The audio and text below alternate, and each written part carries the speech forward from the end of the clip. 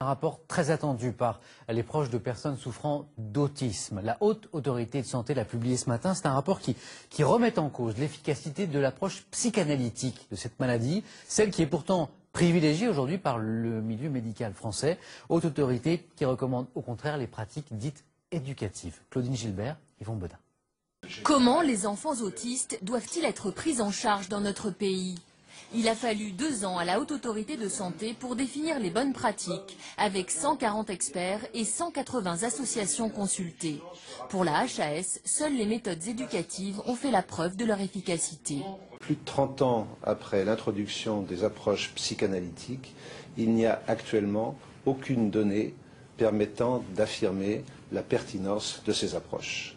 Chaque heure, il y a un enfant autiste qui naît. Et il a 80% de chances de finir dans les mains d'un psychiatre, psychanalyste. Mais ce que je regrette, c'est que les méthodes psychanalytiques n'aient pas été réellement écartées. On a laissé la porte ouverte.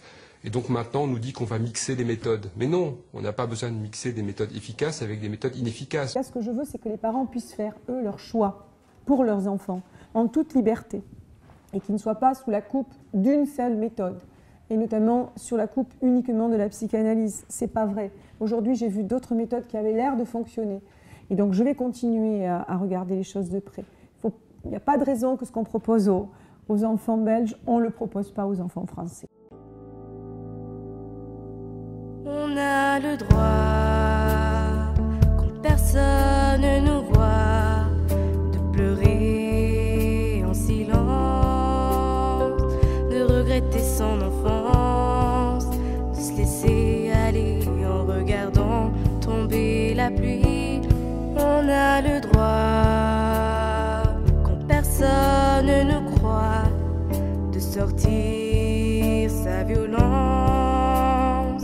Tous ces mots qu'on dit pas mais qu'on pense, de parler à Dieu, de parler à qui on veut.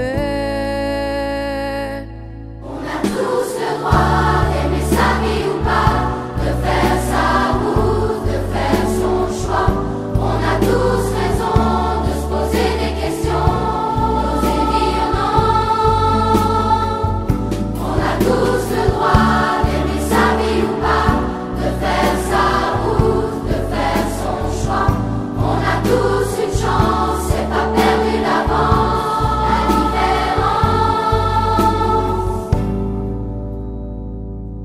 On a le droit, quand rien, plus rien ne va, de chercher son étoile, de jeter l'encre de son journal, de changer sa vie, de quitter l'ennui. Et puis on a le droit, et qui nous en empêchera de rêver d'un monde un peu moins laid, de rêver d'un monde où l'on pourrait, rien qu'une fois, tous vous et moi, Avoir tous le droit d'aimer sa vie ou pas, de faire sa route, de faire son choix. On a tous raison de se poser des questions, d'oser dire non. On a tous le droit d'aimer sa vie ou pas, de faire sa route, de faire son choix. On a tous une chance, c'est pas perdu d'avance, la différence.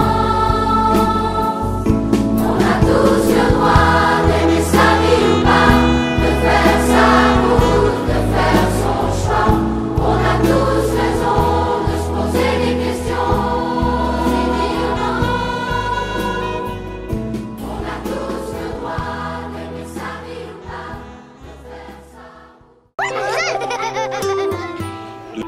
Autisme voulait dire pour moi, c'est incurable. J'ai lu ça. L'autisme, c'est quoi? Ça tue. Ça nous tue. Finalement, je crois que... C'est déjà un mot handicapé et lourd. Mais en plus, conjointement handicapé autiste, c'est fort. Les enfants autistes sont comme tous les enfants du monde. Ils ont leurs joies, leurs peines, leurs enthousiasmes et leurs terreurs.